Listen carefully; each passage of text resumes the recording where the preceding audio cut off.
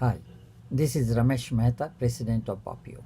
As the first wave of COVID 19 is abating, we are just beginning to see the psychological impact on healthcare workers. This could be sleep difficulties, anxieties, mood disturbances, and importantly, moral injury. Friends, to look into this in detail, to find out the impact and the effect on the diverse workforce that we have in the NHS, we have joined up with Hertfordshire University to do a research which eventually will help us to find ways to assist psychologically on medium and long term to support sensitively and culturally our NHS workforce.